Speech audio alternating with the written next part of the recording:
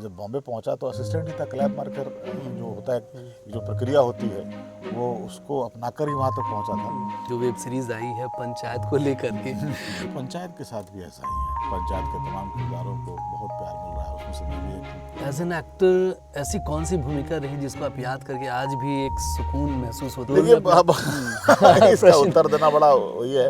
एक हमने फिल्म की है छठ।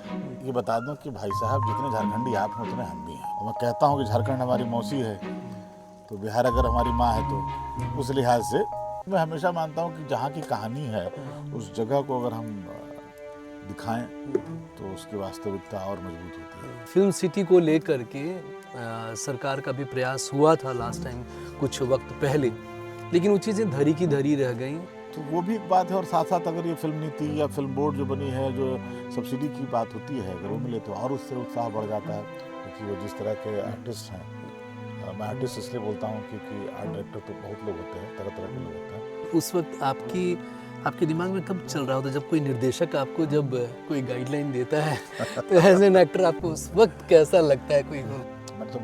मैंने एक फिल्म की थी हु एम आई। जब मैंने पिक्चर की थी उसका जो डायरेक्टर था वो 21 साल का था। जैसे आदित्य आप अपने मोबाइल से अभी माइक लगा के हमें शूट कर रहे हैं तो निर्भीक हो जाइए, कहानी कहना शुरू करिए। आपको इसके लिए किसी से डरने की ज़रूरत नहीं है, कौन देखेगा नहीं देखेगा, आप डालिए, सब देखेंगे।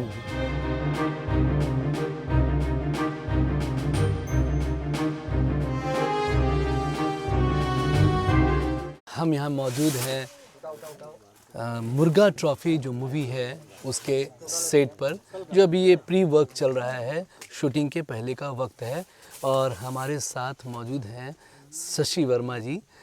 शशि वर्मा ये वो नाम है जो अपने आप में एक संस्थान को समेटे हुए हैं। वो संस्थान क्या है? तो आप एक मचे हुए कलाकार हैं और एक प्रसिद्ध निर्देशक हैं। तो हमारे लिए सबसे पहला प्रश्न आपके लिए ये बनता है सर कि झारखंड क्यों?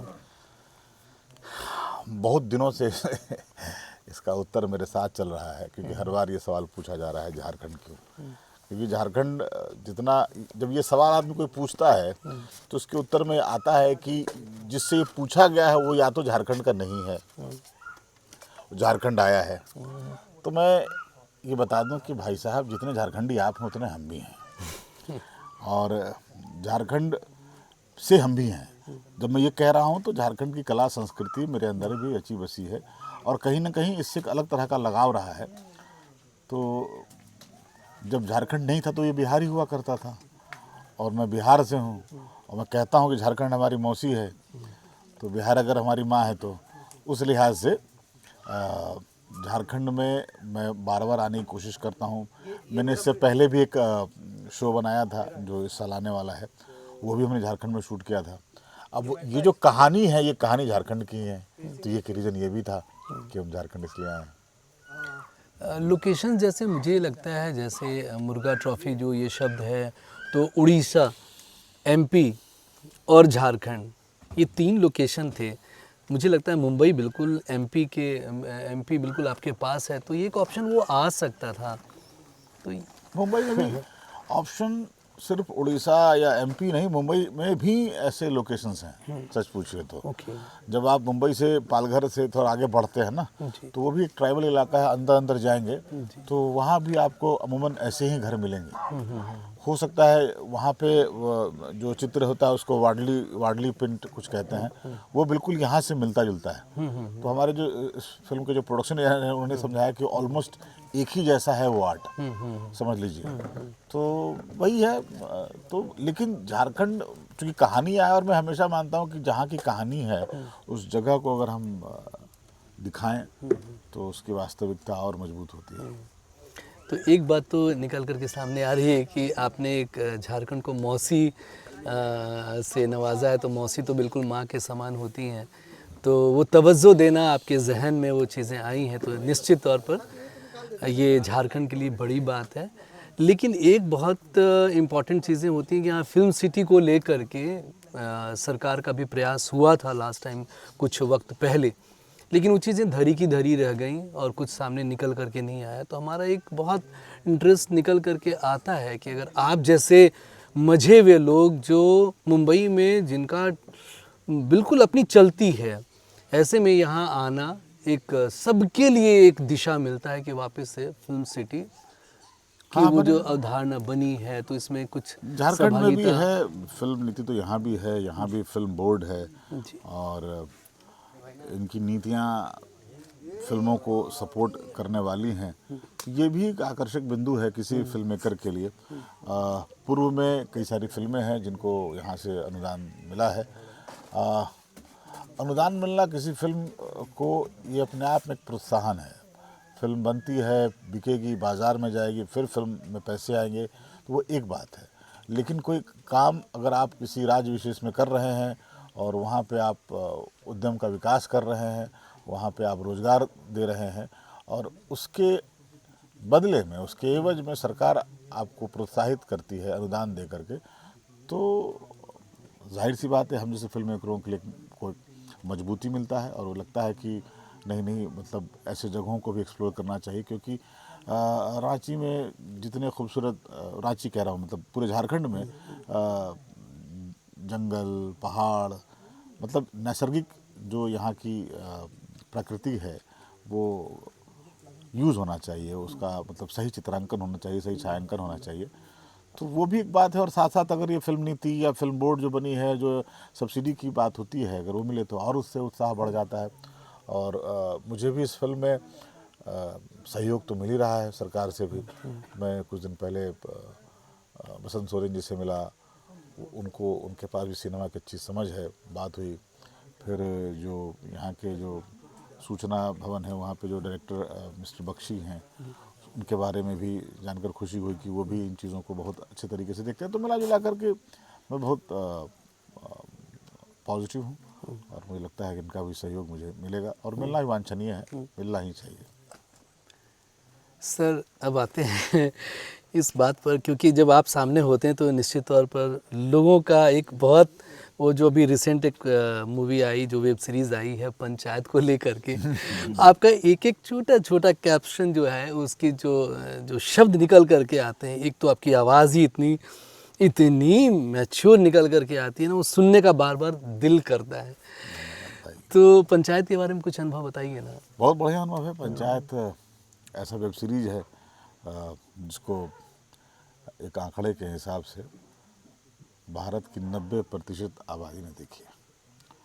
अब कोई, एक तो जब सीरियल आपके घर में घुस जाता है तो जाहिर सी बात है कि उस सीरियल के सारे किरदार आपके अपने होने लगते हैं। तो पंचायत के साथ भी ऐसा ही है। पंचायत के तमाम किरदारों को बहुत प्यार मिल रहा है, उसमें से मैं भी एक हूँ। मैं सीज़न 1 में आया था, फिर सीज़न 2 और सीज़न 3 में मैं नहीं था। सीज़न 4 में मुझे वापस बुलाया गया, मुझे खुशी हुई। और जब कोई किरदार मिलता है तो बड़े संजीदगी से निभाने की कोशिश करता हूँ। लोगों को पसंद आया तो एक तो हिट फ्रेंचाइजी, उसमें वो किरदार बड़ा रोचक था और थोड़ा बहुत मैंने कोशिश की उसको अच्छा करने की, तो बस यही है। और झारखंड जो अभी आप आए हैं प्रभात ठाकुर जी के साथ, जी। तो प्रभात जी का जो मैंने कुछ वर्क देखा भी, कुछ मूवीज में रिसेंटली जटाधारा भी रिलीज़ हुई है, तो कैसे उनके साथ आपका मतलब एक समागम ये कैसे हो पाया? बड़ा अद्भुत मामला है। प्रभात को मैं उनके आर्ट वर्क से तो जानता ही हूँ, लेकिन हमारी मुलाकात जब नितिन जी के साथ थे, मैं एक आर्ट ऑफ लिविंग का एक चैनल हुआ करता था जिसको मैं हेड करता था, आनंदम। और हमारे पास एक इवेंट था करने का, उसका नाम था वर्ल्ड कल्चरल फेस्टिवल, जो कि दिल्ली में हुआ था, बहुत बड़े पैमाने में हुआ था। तो उस फेस्टिवल का जो स्टेज बना था वो 8 एकड़ में बना था। और ये समझ लीजिए कि उस स्टेज के बनाने में, निर्माण कार्य में प्रभात स्तंभ के रूप में थे। नितिन देसाई के one of the prominent associate रहे और पूरा जो स्ट्रक्चर वहाँ क्रिएट हुआ था, प्रभात बाबू उसके इंचार्ज थे।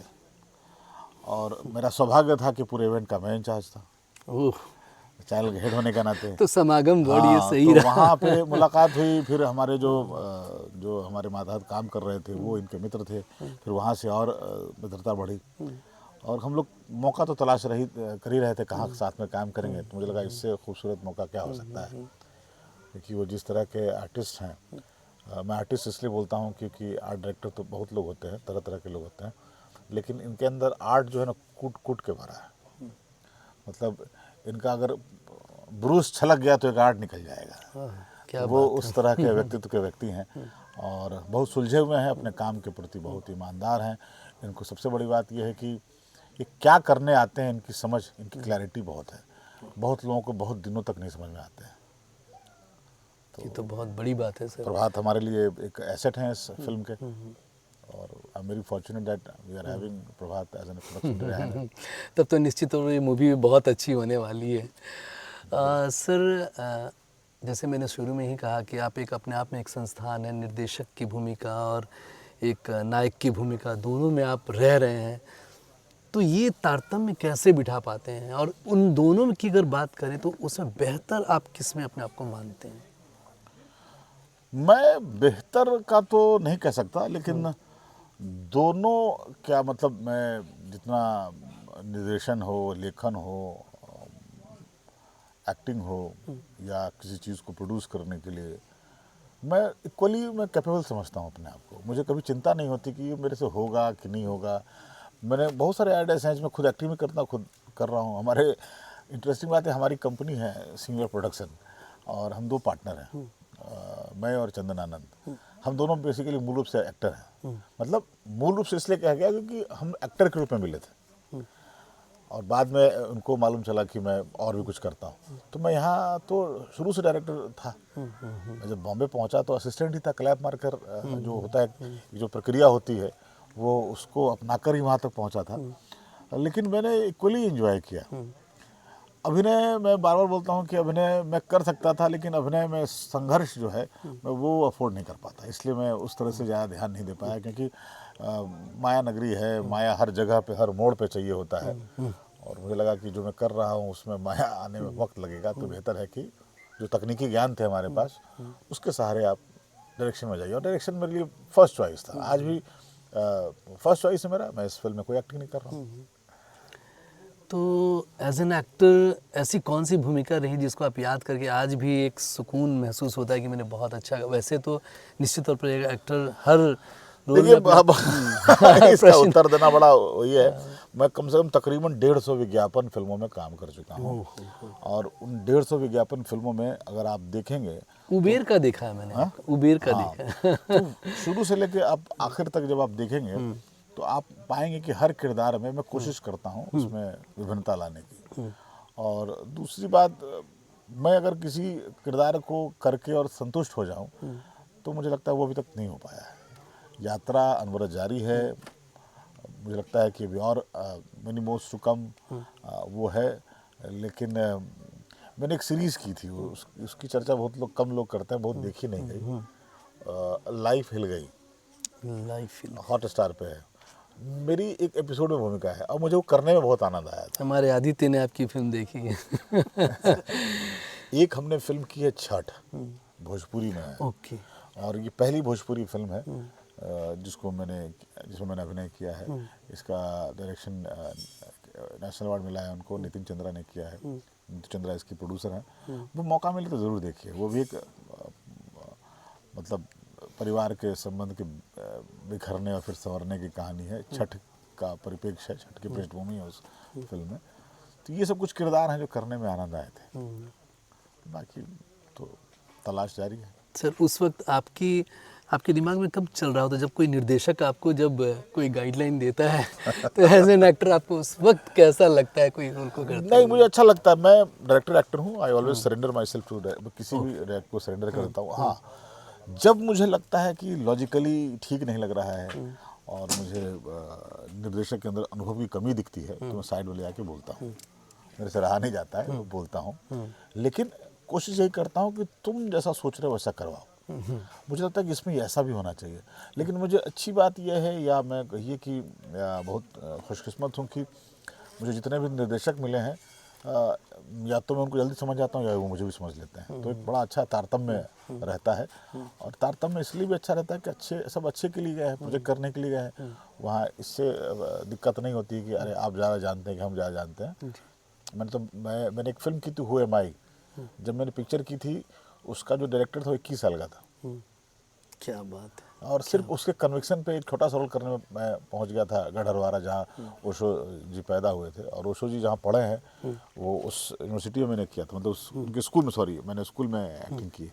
तो वो वही वाली बात है, क्या तो मैं समझ गया, तो वो मैं नहीं देखता। कोई भी अगर डायरेक्ट कर रहा है तो उसके अंदर पूरा विज़न है और वो पूरा विज़न लेके चल रहा है। तो एज एन एक्टर तो मेरा यही काम होता है कि पहले उसके विज़न को मतलब कितना सपोर्ट कर सकूँ एज एन एक्टर। फिर लगता है कि अगर यहाँ पे कुछ और ऐड ऑन हो जाए तो नथिंग लाइक दैट, बस यही है मेरा। और वो मानते भी होंगे। मानते भी हैं, नहीं लगता है, अगर मतलब उनको लगता है वो सहज हो जाते हैं तो ठीक है, नहीं तो फिर मैं बोलता हूँ पहले ये कर लो। कई बार होता है सर एक टेक ही लेते हैं, टेक ऐसा लेते हैं, तो कई बार ऐसा हुआ कि जो मैंने बोला वो टेक रहता है फिल्म में। तो वाइस वर्सा ऐसा ही होता होगा जब आप कैमरे के पीछे होते होंगे और जब आपका गाइडलाइन बिल्कुल बिल्कुल। तो मेरे साथ इंटरेस्टिंग बात यह है कि मैं कभी अपने एक्टर को फिक्स नहीं करता। मैं कहता हूँ कि आप एक्टिंग करिए, आप परफॉर्म करिए, कैमरा मेरे एक्टर के हिसाब से परफॉर्म करेगा।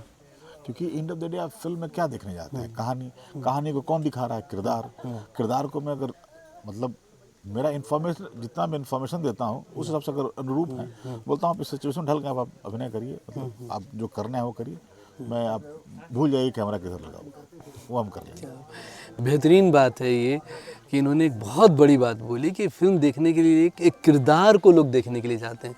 तो ये इतनी तवज्जो आज इस मुर्गा ट्रॉफी के सेट पे ये कहना, जब आप निर्देशक हैं और आप ये कह रहे हैं कि मूवी किरदार को लोग देखने के लिए जाते हैं, आप उनको तवज्जो दे रहे हैं, ये वाकई मतलब इस तरह की लाइनें अगर मिल जाएं तो ये बहुत ही इंस्पायरिंग होती है और बिल्कुल है ये इंस्पिरेशन हमारे लिए।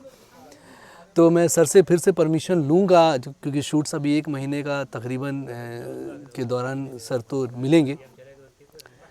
तो शशि जी से हम अनुरोध करेंगे कि एक बार बीच में हम 1-2 बार आपसे बात करने का मौका फिर से दें, क्योंकि आपके अनुभव को हम लोगों तक बांटना चाहेंगे कि कैसा रहा ये अनुभव आपका पूरे शूट के बाद। तो अगर आपकी इजाज़त मुझे मिल जाएगी तो हम फिर से बिल्कुल बाद में आएंगे। फ़िलहाल मुर्गा ट्रॉफ़ी के पूरे शूट और पूरे क्रू मेंबर्स को अभी से ही हम शुभकामनाएं देना चाहेंगे और ये बढ़िया से मतलब ये सारा शूट आपका बिल्कुल टाइमली सब कुछ कंप्लीट हो और आप हंसते खेलते और खुश होकर के टेंशन फ्री फुल झारखंड से ऑक्सीजन लेकर मुंबई में जाएं। वैसे मुझे अपने आदित्य, हमारे जो साथ के मेकर भी हैं, ये भी छोटी छोटी फिल्म बनाने में असिस्टेंट की भूमिका निभाते हैं, उनका पीछे से एक क्वेश्चन का इशारा हो रहा है, तो आप कुछ पूछना चाह रहे हैं तो पूछ सकते हैं। पूछो भाई। सर आपसे पूछने के लिए तो बहुत कुछ है, लेकिन फिलहाल मैं बस एक सजेशन के तौर पे चाह रहा हूँ कि जो भी मतलब यंगस्टर हैं या न्यू एज के मतलब मेकर्स हैं, जो डायरेक्शन टीम या एज अ डायरेक्टर या एक्टर, इन तरीक़ों की जो मतलब अपनी कहानियाँ लोगों तक पहुँचाना चाहते हैं, उनके लिए क्या सजेशन रहे, खास करके झारखंड के लिए, खास करके रांची के लिए, क्योंकि अभी आप फ़िलहाल रांची में हैं। रांची आप बहुत दिन से अभी घूम रहे हैं, देख रहे हैं, तो रांची के लिए क्या सजेशन रहेगा सर? जैसे आदित्य आप अपने मोबाइल से अभी माइक लगा के हमें शूट कर रहे हैं, तो संसाधन भी आपके पास हैं, इसको दिखाने का माध्यम भी यूट्यूब पे आप डालेंगे, वो भी आपके पास है। तो निर्भीक हो जाइए, कहानी कहना शुरू करिए, और जिस प्लेटफॉर्म पे ये चीज़ डालेंगे आप, उस प्लेटफॉर्म पे मेकिंग के बारे में बहुत सारी चीज़ें हैं, तो उसको भी आप देखिए। तो आज जो है ना, कोई भी क्रिएटिव पर्सन अपनी कहानी कहने का पूरा अधिकार रखता है ना, और कोई ज़रूरी नहीं है उसके लिए बड़े कैमरे, बड़े सेट की ज़रूरत है। रांची तो खूबसूरत जगह है, आप इन एंड आउट चले जाइए, देखिए एक से एक जगह है, आप उठाइए अपनी बात कहिए, कैमरा लगाइए, फिल्म बनाइए, और कहानी कन्वे होना चाहिए। और जब आदमी अंदर से कॉन्फिडेंट होता है ना, तो कह देता है। बस उसमें यही रखना है कि तैयारी होनी चाहिए, जो आप कहने जा रहे हैं। आप इतने गूगल, चैट जीपीटी, टीप से न जाने AI क्या क्या आ गया, बहुत सारी चीज़ें हैं, आप कितना अपने आप को इक्विप्ड करते हैं वो आपके ऊपर है। तो मेरा तमाम यंगस्टर से, लोगों से उनको यही सलाह है कि कहानी कहने के लिए आप कभी भी कहानी कह सकते हैं। आप डरिए मत, अच्छी कहानी सोचिए, पढ़िए, अलर्ट रहिए। आप हर वो बात जो चाहते हैं कहना आज के डेट में कह सकते हैं।